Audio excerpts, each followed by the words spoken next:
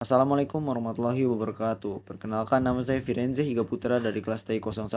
Dalam video ini saya ingin menyampaikan apa yang telah saya pahami atau lesson learn selama satu semester ini dalam mengikuti mata kuliah PTI.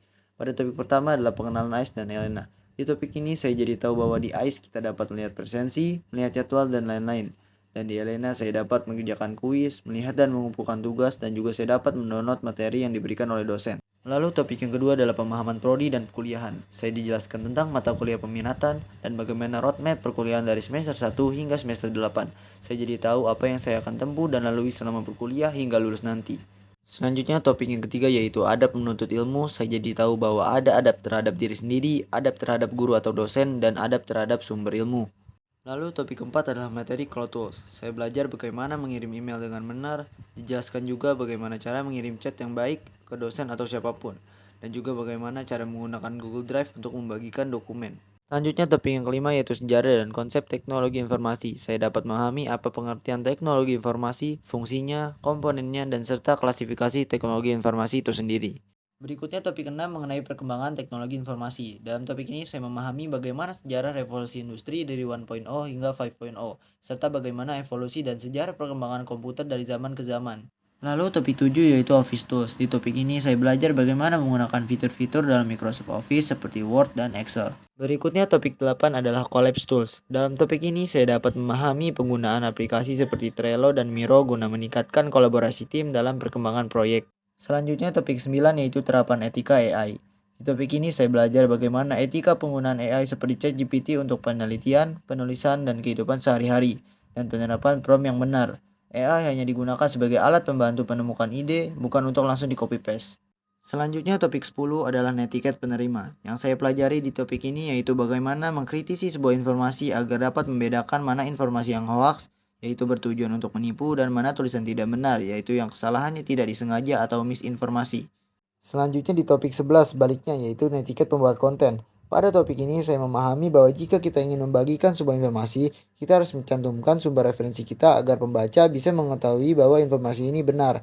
Dan juga kita dilarang melakukan plagiarisme tulisan orang lain tanpa diparafrase.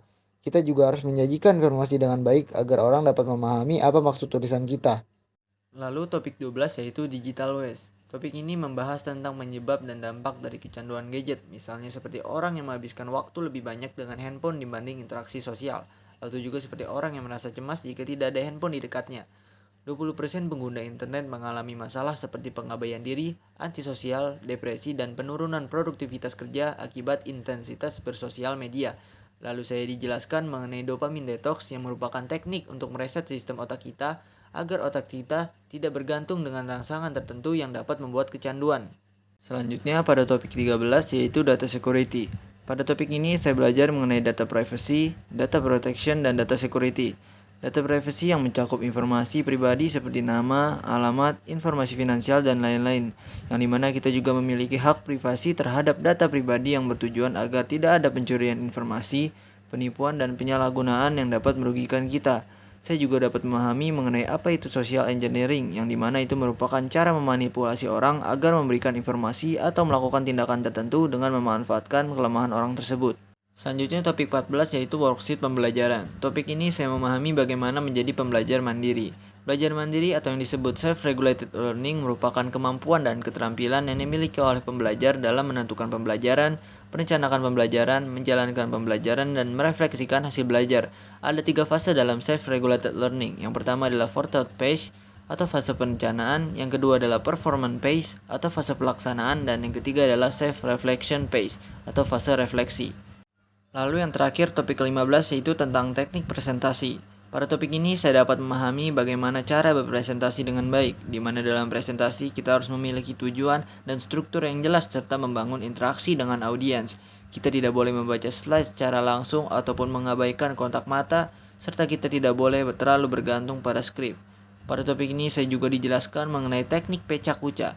Pecah kuca adalah metode presentasi sederhana di mana hanya menggunakan 20 slide dan masing-masing slide hanya ditampilkan selama 20 detik. Setelah 20 detik, slide akan berpindah otomatis. Itulah lesson learn saya pada 15 topik mata kuliah PTI selama satu semester ini. Semoga apa yang saya sampaikan dapat bermanfaat. Wassalamualaikum warahmatullahi wabarakatuh.